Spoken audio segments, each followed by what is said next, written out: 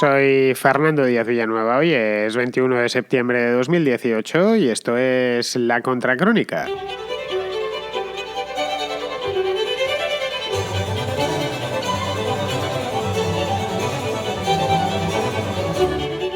Este lunes Pedro Sánchez se hizo carne en la Casa de América, en Madrid, cuando en toda España no se hablaba de otra cosa que de su doctorado, o de las dudas que ha levantado, más que su doctorado propiamente, la tesis de su doctorado, la tesis gracias a la que es doctor desde hace ya 6 años. Pues bien, allí en la Casa de América, en el mismo centro de Madrid, en la misma plaza de la Cibeles, con todo el IBEX 35 mirándole, o buena parte del IBEX 35 mirándole de frente, y todas las televisiones del país, anunció que quiere modificar la Constitución para retirar los aforamientos de los políticos, algo que una vieja demanda, una vieja aspiración de la sociedad española, de la que hace unos años se hablaba bastante, luego ya se dejó de hablar. Fueron básicamente los años de la crisis y el asunto había quedado un poco apartado y nos lo hizo renacer Pedro Sánchez este lunes y ha vuelto, por supuesto, esto de los aforamientos, pues de nuevo a la primera plana. Se trataba, obviamente, por si no nos habíamos dado cuenta, yo lo vi en el primer momento según le estaba escuchando, se trataba de una simple cortina de humo para tratar de acallar los rumores, los persistentes rumores que continúan hasta el día de hoy. Estamos ya a viernes, han pasado 5 días. Los rumores de que había plagiado su tesis de doctorado. Rumores que, como digo, persisten y se mantienen. Y de hecho podrían incluso seguir creciendo a lo largo de la próxima semana. Al final le ha salido el tiro por la culata porque su propuesta de acabar con los aforamientos ha terminado siendo un simple globo sonda sin contenido alguno y con muy poquito recorrido. Si esto se anunció el lunes, el martes ya se había acabado la historia, porque se vino a demostrar, por sus propias palabras, en cuanto extendió la propuesta, que el asunto no era ni muchísimo menos revolucionario, o la propuesta no era ni muchísimo menos revolucionaria. Bien, pues aparte de esto, de que la cosa que había sacado el conejo de la chistera no ha servido para callar las voces que le acusan de plagiador, el tema de la tesis sigue creciendo hasta convertirse, a estas horas que vivimos en este momento, en un ruido ya ensordecedor.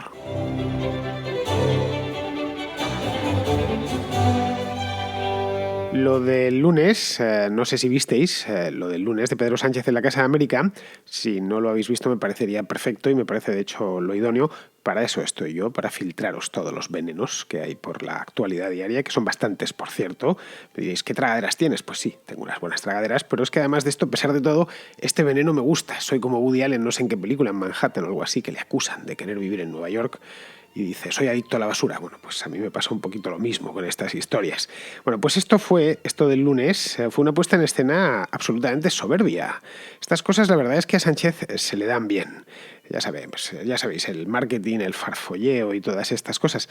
De hecho, es lo único que se le da bien. En todo lo demás es un absoluto desastre, pero en esto de andar vendiendo humo, literalmente, lo hace muy bien desde que le eligieron la primera vez, luego hubo una segunda, desde que le eligieron secretario general del PSOE. Y evidentemente pues no ha fallado a su cita con el ridículo desde que es presidente y no ha fallado en varias ocasiones. No es que haya hecho el ridi una vez, que eso, bueno, entra dentro de lo razonable. Todos hacemos el ridículo de vez en cuando, pero no lo buscamos. Parece ser que este hombre, que vive de un narcisismo extremo, creo que nos hemos dado cuenta ya todos después de estos 3 meses, pues parece que va buscando la ocasión de hacer el ridículo y de sonrojarnos a todos, ya que él no se sonroja, los españoles, que somos un país antiguo y con un sentido del ridículo, por cierto, muy, muy acusado, pues nos estamos sonrojando por él. Supongo que donde más estarán sonrojando será dentro del propio PSOE, donde tienen que tener las manos gastadas de tanto llevárselas a la cabeza, de la cantidad de payasadas que está haciendo este hombre, que está haciendo en el nombre del PSOE, no es que lo esté haciendo ni siquiera en el nombre de todos los españoles.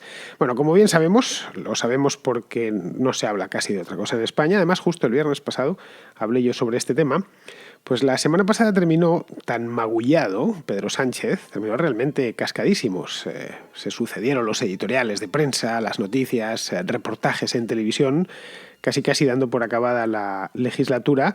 Y ojo que esto podría acabar antes de lo que pensamos si el asunto de la tesis doctoral sigue por donde va. Pero bueno, tampoco vamos a anticipar acontecimientos que quizá no se produzcan, pero bueno, está ahí. Es decir, la cosa no ha amainado, sino que ha ido a más. Y esto cuando un asunto de esta índole va a más y además no tienes ni siquiera, como es el caso de Pedro Sánchez, diputados para resistir el empuje, pues lo que sucede es que te terminas yendo al garete, que es lo que le terminará pasando de un modo u otro si reproduce el mes de septiembre en octubre, en noviembre y en diciembre. Es decir, no sé si aguantará este hombre muchas semanas más como las dos últimas que ha tenido.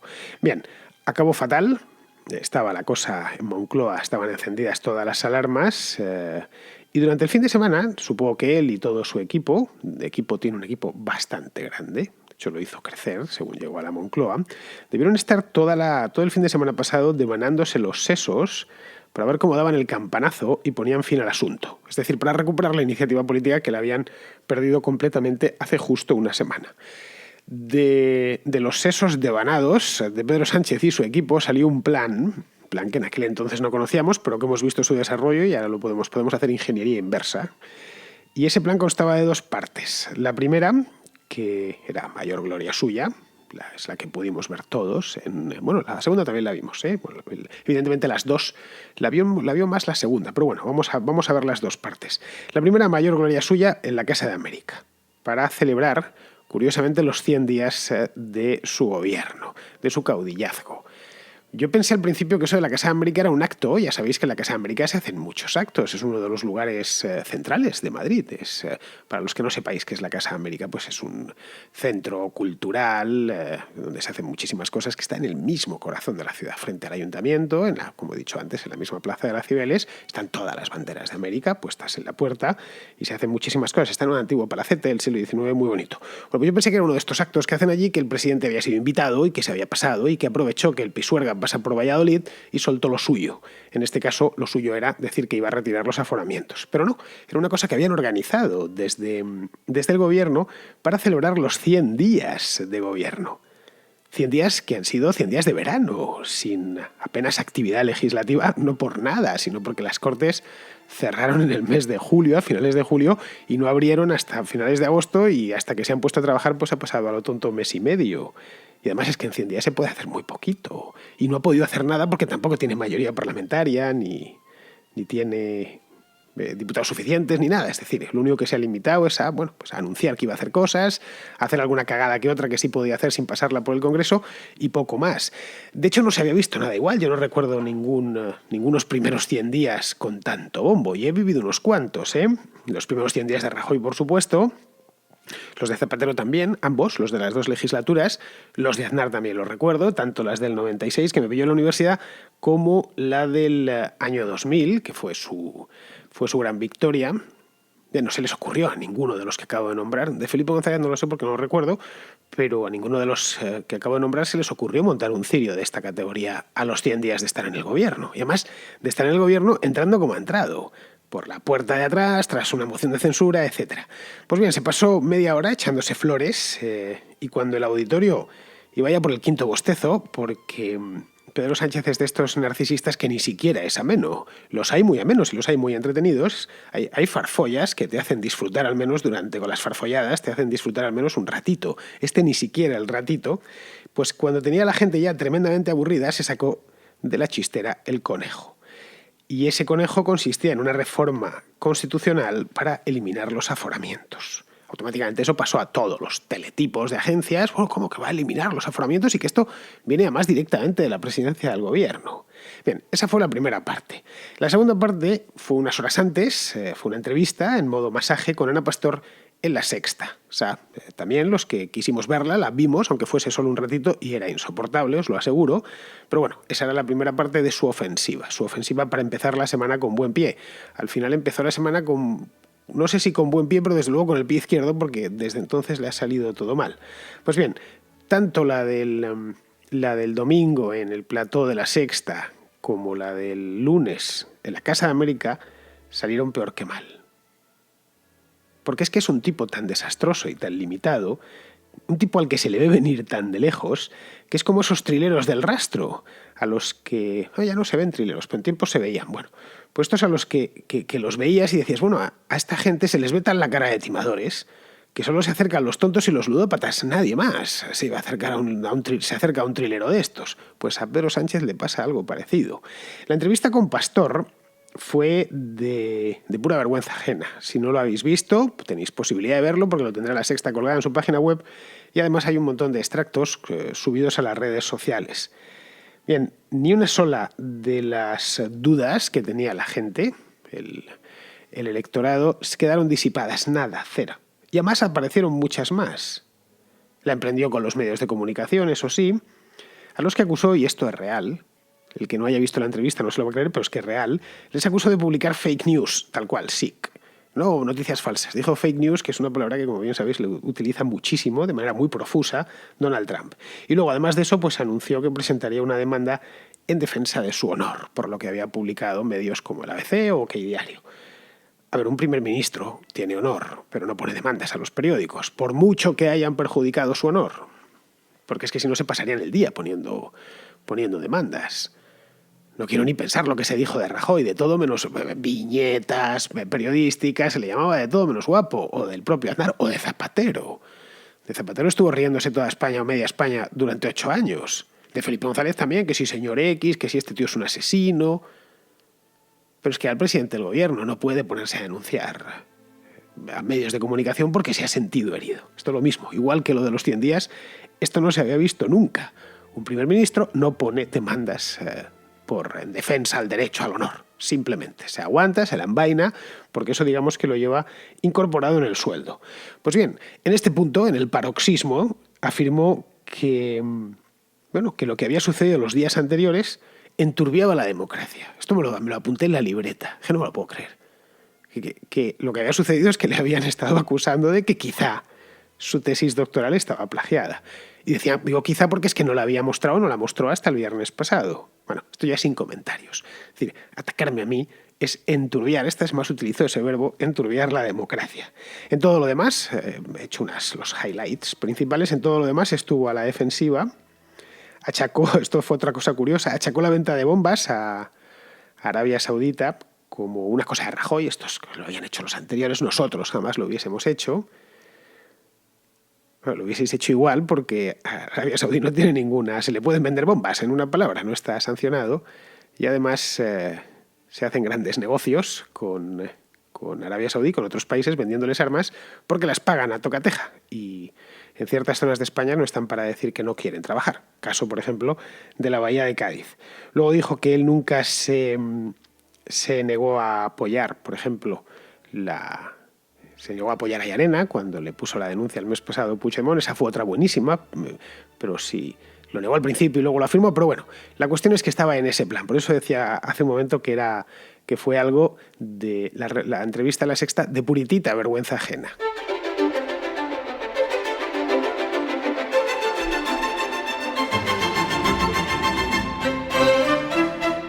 Cuando terminó, a mí lo primero que se me vino a la cabeza fue algo tan insufrible que pensé, bueno, suerte que está en una cadena amiga como es La Sexta. No quiero ni pensar si le entrevista a Carlos Herrera en la COPE. Bien, pues esto fue la entrevista, ya entró muy mal en la semana, y la de lunes en la Casa de América pues fue aproximadamente más de lo mismo, pero sin público, pero con público y sin nadie que preguntase, es decir, sin público que le pudiese preguntar. En la tele no tuvo público más que los cámaras y los iluminadores y el realizador, pero le estaba preguntando a una periodista muy casera, eso sí, que es Ana Pastor, pero al menos alguien le estaba interpelando, en este caso ni siquiera eso. La propuesta estrella y única, no hizo ninguna propuesta más, la propuesta estrella fue la del fin de los aforamientos. En principio parecía atractiva, todo hay que decirlo, si no estuviese llena de trampas, claro. Lo que anunció, digo que no estuviese llena de trampas porque ahora voy a explicar la razón por la que no es tan fácil retirar los aforamientos y porque además lo que propuso Pedro Sánchez esta semana no afecta ni muchísimo menos a los aforamientos, o no es la retirada de aforamientos que desde hace años se viene pidiendo. Lo que anunció afecta solo a los cargos públicos que cometan delitos fuera del ámbito de su ejercicio, de su cargo. Es decir, que si mañana un ministro o una ministra salen a la calle y apuñalan al primero que se crucen, pues no estarían aforados. Sí, se les juzgaría por el tribunal que les correspondiese. Pero si ese mismo ministro o ministra trinca una comisión por conceder un contrato, en ese caso seguiría aforado. No sé si entendéis. Cuando pedimos que se supriman los aforamientos, o por lo menos unos cuantos, que hay demasiados, Lo que estamos pidiendo es que se retiren precisamente para estas cosas, no por si el tipo se vuelve loco y se lía a puñaladas con uno por la calle. En ese caso da igual quién te vaya a juzgar. Eres un asesino y hay pruebas y demás. Has cosido a cuchilladas a un tío en la calle y te vas a ir a la cárcel seguro. Resumiendo, que básicamente, como el día anterior con Ana Pastor, lo que vendió fue humo. Aunque bien mirado, de eso mismo se trataba, de extender una tupida cortina de humo, bueno, para el caso tupidísima, al menos era lo que él se figuraba, para que se dejase de hablar de su tesis. Y ya de paso, forzar a Ciudadanos y al Partido Popular a pasar por el ojal. Esa era la idea. No sé si era suya, lo dudo, probablemente esta le viene de Iván Redondo, vamos, estoy prácticamente convencido, y a Iván Redondo se le está viendo aquí que es demasiado joven, demasiado inexperto, y probablemente tiene al peor cliente de toda su carrera. No va a encontrar otro más lerdo toda, lo que le queda de vida como asesor político. Entonces le debió decir, no, tú ahora a estos tipos los pones a la defensiva, les sacas algo de lo que se ha llevado mucho en España, esto de los aforamientos, que más es muy popular, y les obligas a estos dos a doblar la rodilla y a ir contigo directos a las Cortes y votar a favor de lo que tú has propuesto. Bueno, pues tampoco le sirvió. Se sigue hablando de su tesis y, bueno, de su tesis y desde ayer, o desde anteayer, del hijo de su tesis, que es el libro este que años después publicó con Carlos Ocaña. Lo publicó, si no os lo conté la semana pasada, con un tipo con el que parecer no tiene gran relación, pero que era casi un calco la tesis y este libro, en una editorial universitaria. Pues al parecer resulta que este libro tiene fragmentos plagiados, fragmentos grandes plagiados. Respecto a la tesis, que también sigue en tela de juicio, se baraja que el plagio ronda aproximadamente el 21%. Le han pasado no solo el Turnitin, el Moncloa decía que era el 0,9, una cosa así.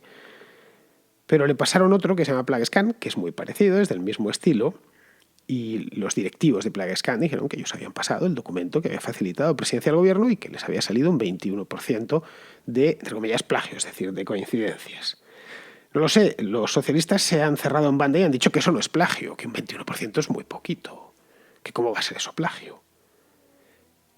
Yo no lo sé, pero si yo mañana fusilase una quinta parte del editorial de César Vidal, de hoy, o de ayer, y os lo colocase aquí, no creo que quedase muy bonito. Y además me llamaríais la atención. Ojo, y con toda la razón del mundo. Me diríais, Fernando, te has pasado 3 calles. ¿Qué es eso de agarrar el editorial de otro, copiarlo palabra por palabra, punto por punto, coma por coma, y leerlo? Aunque sea solo una quinta parte. Claro que hay una pregunta. ¿A partir de qué punto es plagio? ¿A partir de dónde empieza un plagio? ¿Dónde empieza el plagio y dónde termina? De esto se lleva discutiendo en España desde hace una semana. Un 20% no es plagio, un 13% tampoco. Bueno, el plagio debería ser un 40%, ya a partir de ahí podríamos empezar. Estaba escuchando programas de radio y tertulias en las que, cada uno decía la suya, claro. No lo sé, vamos a aplicar un poquito de sentido común. Es algo difícil de determinar con todo, ¿eh? Pero si vamos a poner un ejemplo, si yo compro un libro de 500 páginas, hay un montón de libros de 500 páginas, y 105 de ellas están copiadas sin citar, 105 es el 21% de 500. Copiadas sin citar, no es que tenga citas equivalentes a 105 páginas. En ese caso pensaría que el autor es un cara dura, que ha decidido que una quinta parte del libro se la escriba otro, pero bueno, se ha citado, ha entrecomillado, no, sin citar. Yo pensaría que el autor me está tomando el pelo y pensaría que el libro está medio plagiado. Vamos, creo que yo y cualquiera de vosotros. Luego, en lo que respecta a poner a Ciudadanos y al Partido Popular contra las cuerdas, para que se vean obligados a rebajarse y a votar con él esto de los aforamientos en el Congreso, pues también le ha salido de pena. Y le ha salido de pena porque Rivera se ha anticipado y ha llevado al Congreso una propuesta más ambiciosa que la suya, que incluye también a los altos cargos autonómicos dentro del paquete. La proposición, de hecho, ya ha pasado por el Congreso como una proposición no de ley y, claro, el PSOE ha tenido que votar a favor, no le quedaba otra. Al final, los que han terminado contra las cuerdas han sido ellos mismos. A mí, de verdad, no se me ocurre un mayor ridículo parlamentario en solo 24 horas. De decir una cosa y que al día siguiente tengas que estar agachando la cabeza y haciendo lo que te hayan puesto en jaque. En una palabra, el tipo al que tú ibas a poner en jaque. Esto es el burlador burlado, nunca mejor traído. Ahora bien, dicho esto, cuando se plantea una reforma constitucional, y en este caso sería una reforma constitucional porque los aforamientos están consagrados en la Constitución, no se hace de esta manera, o no se debería hacer de esta manera. Así, una mañana, llegar y soltarlo. Esto se hace bien porque la Constitución es algo muy serio. Se anuncia primero la propuesta, se estudia a fondo, se tantean voluntades en el Congreso, se hacen las pertinentes consultas, al Consejo de Estado, a los expertos que correspondan, que serán unos cuantos, y luego ya se pone en marcha, buscando los consensos, etc. Se abre incluso un debate en la sociedad, vamos a reformar y vamos a ir por esta vía, porque creemos que es lo justo. Porque si se suprimen los aforamientos en la Constitución, eso implica la modificación no solo de la propia Constitución, sino de otras muchas leyes. Son las leyes que dan forma a esos aforamientos. Luego es necesario que concurra un montón de gente. La Constitución, como os decía, es algo bastante serio. Es de hecho la ley de leyes, la ley más seria de todas. Y eso lo primero que nos dice es que cualquier modificación que se haga sobre esa ley tiene que ser consensuada. Por mucho que tengas una mayoría gigantesca. Que de 350 tengas 300 diputados. Los 50 restantes son también representantes electos y hay que consultarles.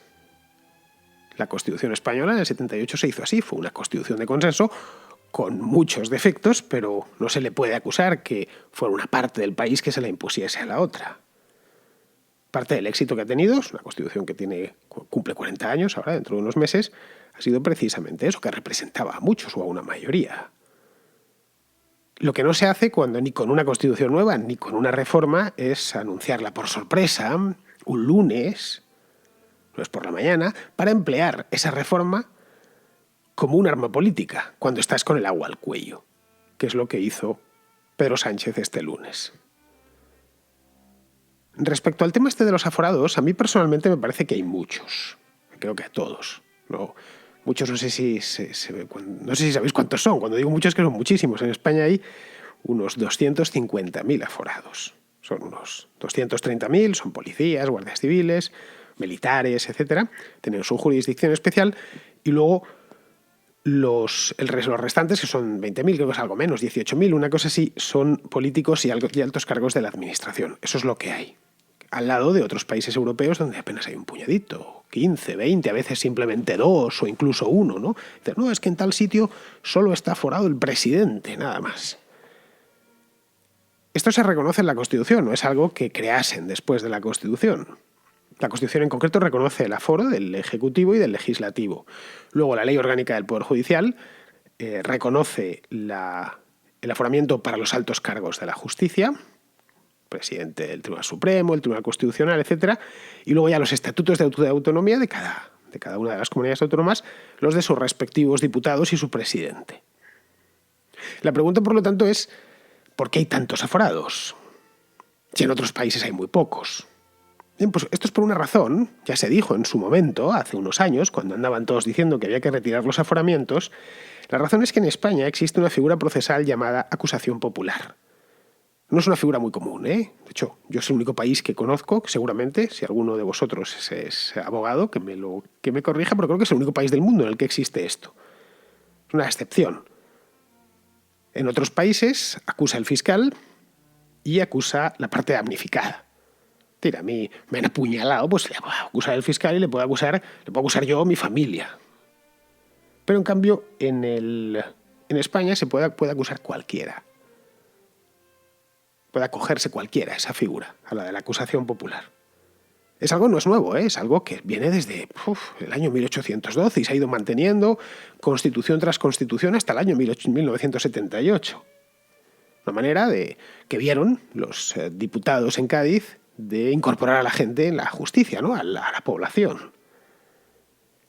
Claro, esto abre un problema, y es que como cualquiera puede personarse, y no es especialmente caro hacerlo, pues se pensó que para proteger a los diputados y a los ministros, a los altos cargos políticos, en una palabra, de lobbies que quisiesen perjudicarles y utilizar esas denuncias de manera política, pues lo mejor era dotarles de un fuero. No es un blindaje completo, ni les se quedan al margen de la justicia, pero sí les protege. Es decir, que tengan una jurisdicción especial. El Supremo es la jurisdicción del Ejecutivo y del Legislativo, y luego el Tribunal Superior de Justicia de cada comunidad autónoma es la jurisdicción de los diputados autonómicos. De modo que si se suprimen los aforamientos, también habrá que suprimir la acusación popular. No queda una y otra van atadas, como sucede en el resto del mundo, por lo demás. Es que en Francia no hay aforados, o hay muy poquitos, sí, pero tampoco hay acusación popular. Idem lo que sucede en Alemania, o en el Reino Unido, o en Bélgica. Es decir, que es la contraparte necesaria. Pero claro, tan al fondo Sánchez no ha llegado. Lo sabe, por supuesto, porque, y si no lo sabe ya se lo han dicho, lo tiene que saber porque lleva muchos años en política. Esto lo sabe cualquier político, sabe la razón. Y por eso salió con lo que, sí, vale, quitamos los aforamientos, pero solo en los delitos que puedan cometer fuera del ejercicio de su cargo. En fin, yo creo que, como veis, es una cortina de humo, pero de un humo de pésima calidad. Y además, un humo muy escaso. Amigos, se habla de esto, pues pronto dejará de hacerse, porque aquí está la Podemoticia.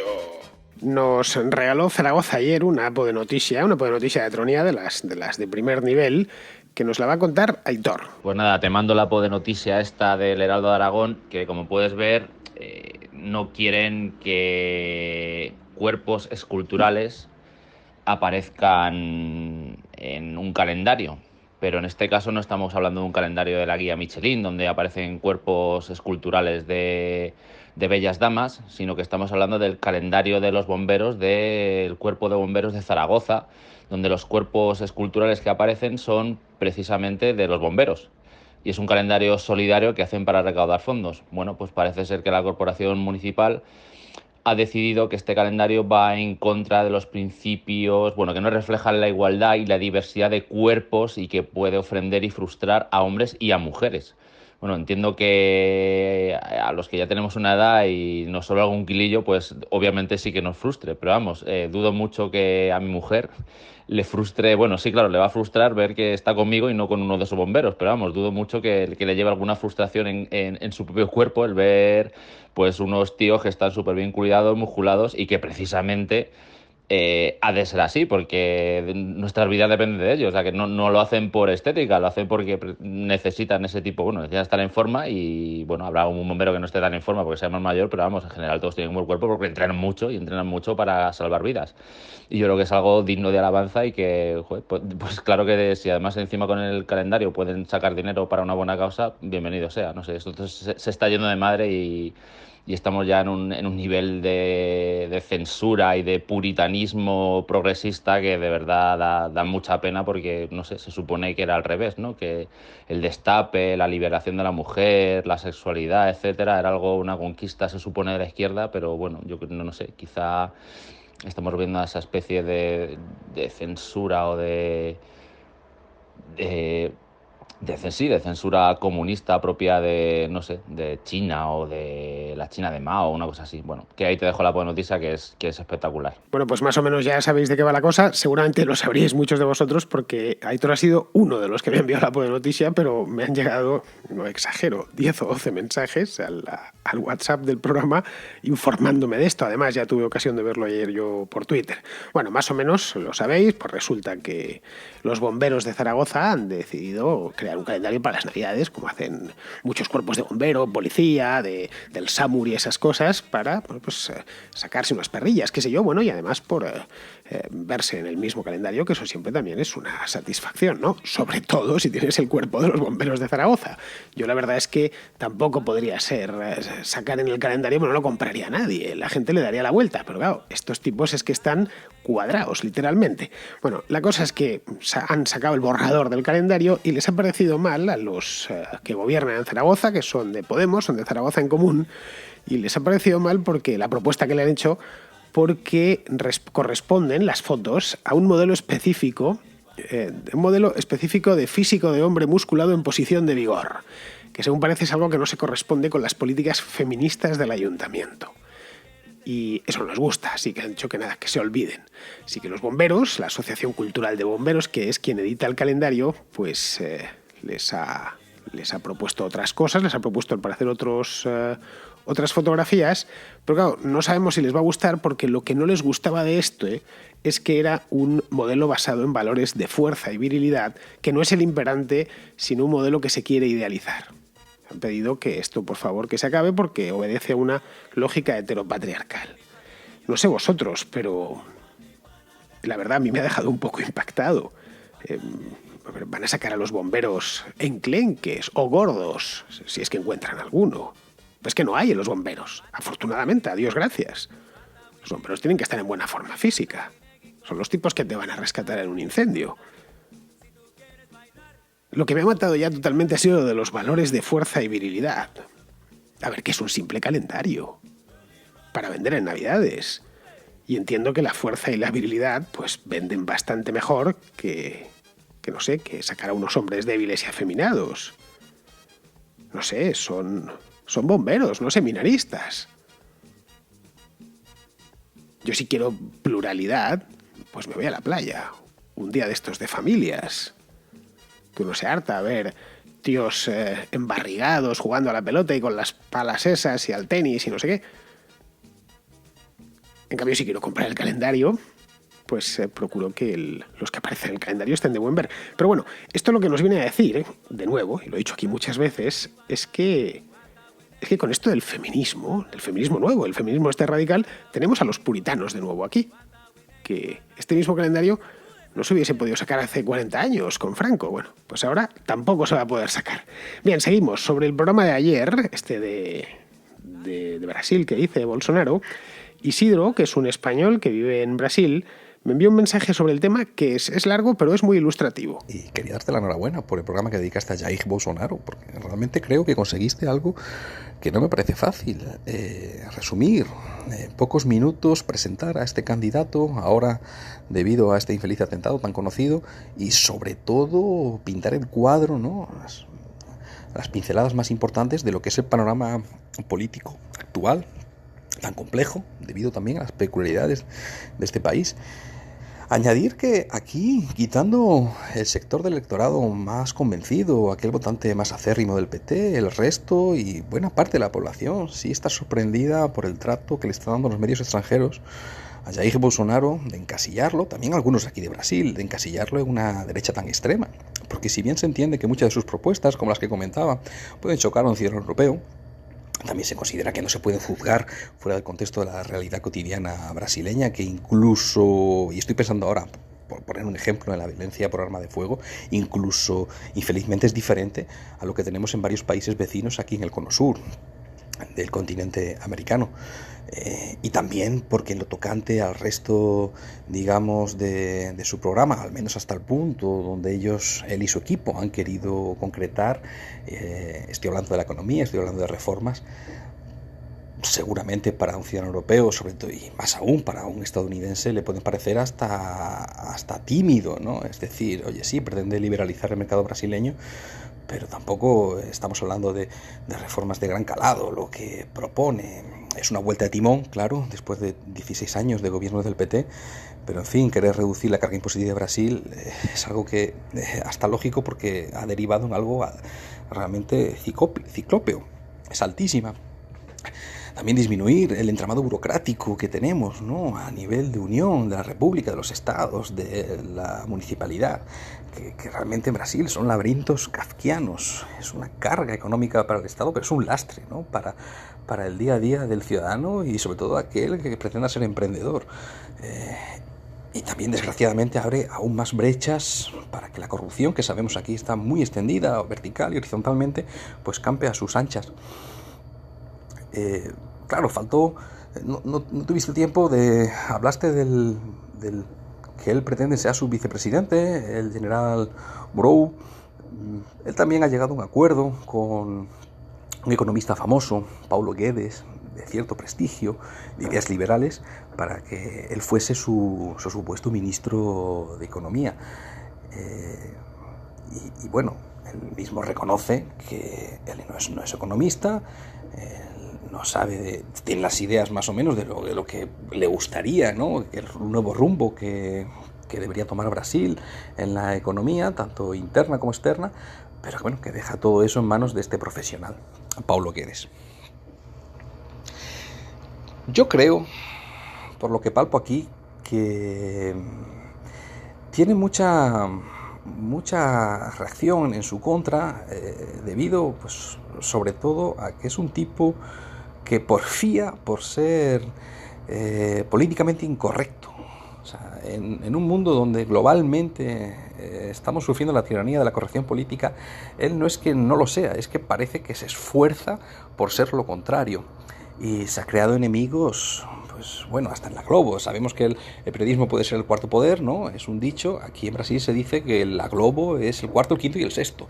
Y en fin, y él, como otros candidatos, como otros sectores del ambiente político, acusan a la Globo, pues, de ser un medio muy poderoso que siempre ha sido muy oportunista con el gobierno que estuviese, y sacando réditos económicos de dudosa moralidad.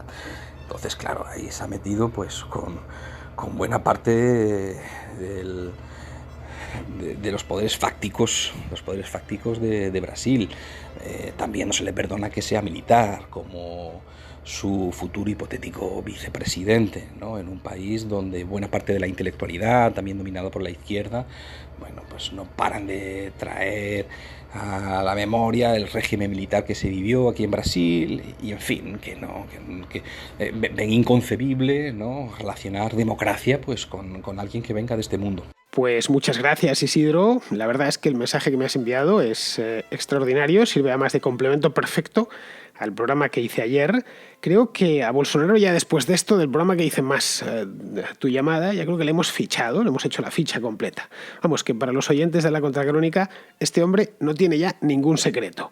Y de Bolsonaro nos va a hablar también Pizarro hoy, que tiene un mensaje de los suyos, más breve, eso sí, porque Pizarro sí que se ciñe de una manera religiosa al minuto de los mensajes de WhatsApp, y ya con él cerramos el programa. Un desequilibrado apuñala a un candidato presidencial y este se dispara en intención de voto. Pura empatía. En Brasil, los problemas de corrupción, paro y seguridad son temibles, y la herramienta de gestión de los mismos es el futuro gobierno. La herramienta de selección del futuro gobierno son unas elecciones democráticas, y la herramienta esencial para decidir el voto en esas elecciones es la empatía. Elegir por empatía no es elegir al azar, pero que de una elección por empatía resulte un gobierno honrado y competente es pura casualidad, puesto que la empatía calibra esos asuntos por impresiones, no por mediciones. Independientemente de que gane el apuñalado o gane cualquier otro, los brasileños tienen por delante una larga temporada de problemones inmensos con desmañados al frente del país. Un cordial saludo de Pizarro. Pues, queridos amigos, con esto termina la contra de hoy, la última contra de la semana, ya sabéis, mañana de la semana laborable, que mañana habrá programa. Este es un programa que funciona y que se emite todos los días de la semana. Ojo, con el mismo presentador, que estoy yo. No es que tenga un sustituto los sábados y los domingos, no, soy yo mismo, y no han hecho todavía una máquina que me sintetice la voz, y espero que no salga nunca. Bueno, mañana tendremos programa de libros. Hicimos películas la semana pasada, así que esta toca libros, es decir, la contraportada. Hasta mañana, amigos.